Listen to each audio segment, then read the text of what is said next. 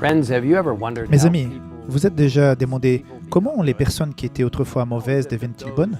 Comment se fait-il que ceux qui étaient autrefois pleins de haine deviennent-ils aimants et gentils? Comment ceux qui ont été assévis par la drogue, l'alcool, le tabac et d'autres habitudes débilitantes deviennent libres? Comment cette transformation s'opère-t-elle? Peut-on devenir bon simplement en faisant des efforts?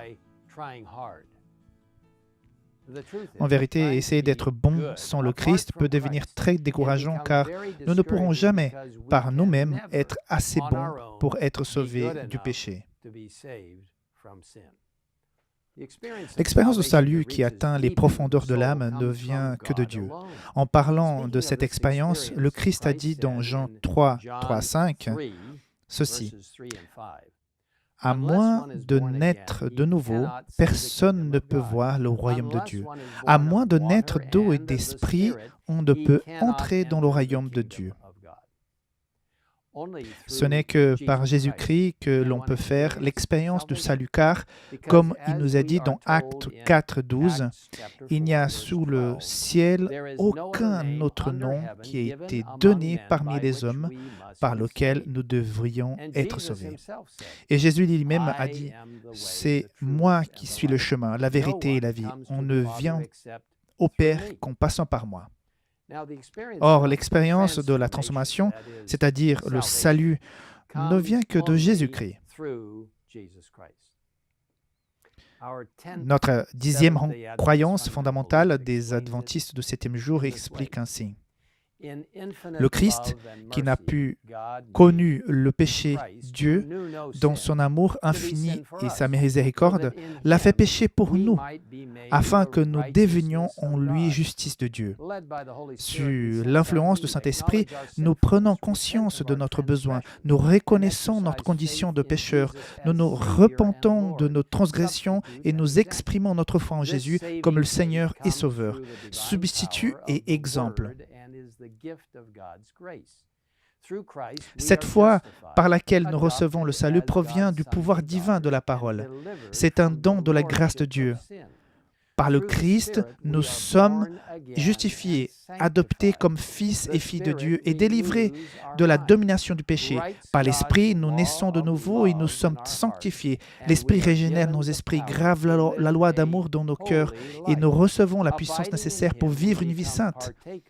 En demeurant en lui, nous devenons participants de la nature divine. Nous avons l'assurance du salut maintenant et au jour du jugement. Jésus offre gratuitement à chacun de nous le don du salut total du péché. Notre rôle dans l'acceptation de ce don est expliqué dans Romains 10, 9, 10, qui dit ceci: « Si tu reconnais publiquement de ta bouche que Jésus est le Seigneur, et si tu crois dans ton cœur que Dieu l'a ressuscité, tu seras sauvé. » En effet, c'est avec le cœur qu'on le croit et parvient à la justice. C'est avec la bouche qu'on affirme une conviction et parvient au salut. Une fois que nous acceptons l'étonnant don de Dieu, il pardonne nos péchés passés et nous regarde comme si nous n'avions jamais péché. Puis, il promet de nous aider à vaincre le péché par son intermédiaire. Nous lisons cette belle promesse dans le livre de Jude, versets 24 et 25.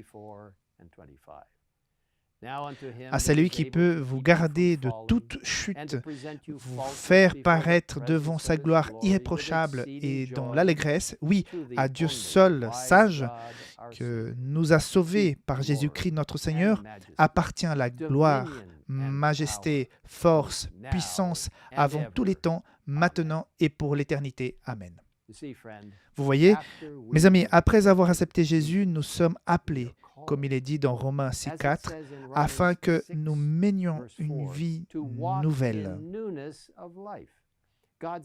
Le Fils de Dieu est venu car c'est lui qui sauvera son peuple de ses péchés. Dieu veut nous montrer une façon meilleure et plus heureuse de vivre. Dans Ézéchiel 36, 26, nous lisons cette belle promesse. « Je vous donnerai un cœur nouveau et je mettrai en vous un esprit nouveau. » Jésus nous rencontre là où nous sommes et prend plaisir à nous sauver de notre condition perdue. Il n'y a pas de chemin trop sombre pour l'empêcher de le parcourir pour nous sauver. Il n'y a pas de vie trop pécheresse pour que sa grâce et son pardon ne nous transforment pas. En raison de son grand amour, nous lui répondons avec amour et gratitude. « Si vous m'aimez, dit Jésus, respectez mes commandements. » Notre réponse d'amour à l'incroyable sacrifice de Jésus-Christ est de le suivre et d'obéir à ses enseignements.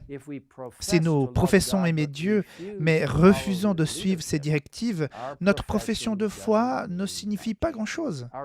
Notre choix de suivre ses conseils est notre réponse d'amour à son incroyable sacrifice. Mais si nous faisons des erreurs ou si nous éloignons, Dieu est toujours là pour nous. La nuit précédant sa crucifixion, Jésus a averti ses disciples. Restez vigilants et priez pour ne pas céder à la tentation. L'esprit est bien disposé, mais la nature de l'homme est faible. Même si nous avons choisi Jésus, nous serons toujours tentés de pécher. Mais Dieu ne nous laisse pas seuls. Dans Hébreux 13:5, il promet « Je ne te délaisserai pas et je ne t'abandonnerai pas. » En réponse à l'amour et à l'attention de Dieu pour nous, et par la puissance du Saint-Esprit, nous sommes capables de vivre des vies transformées.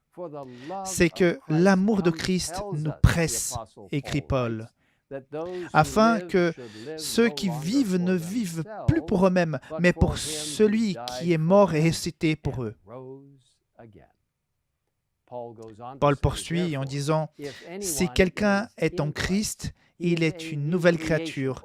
Les choses anciennes sont passées. Voici toutes choses sont devenues nouvelles. » Lorsque nous acceptons Jésus comme notre Sauveur et que nous remettons notre vie entre ses mains, nous pouvons être sûrs de notre salut éternel. Jésus écrit « Et maintenant, petits enfants, demeurez en lui. Ainsi, nous aurons de l'assurance lorsqu'il apparaîtra. Nous n'aurons pas la honte d'être loin de lui lors de son retour. » En conclusion, j'aimerais partager avec vous cette belle description de ce que signifie réellement l'expérience du salut en Christ.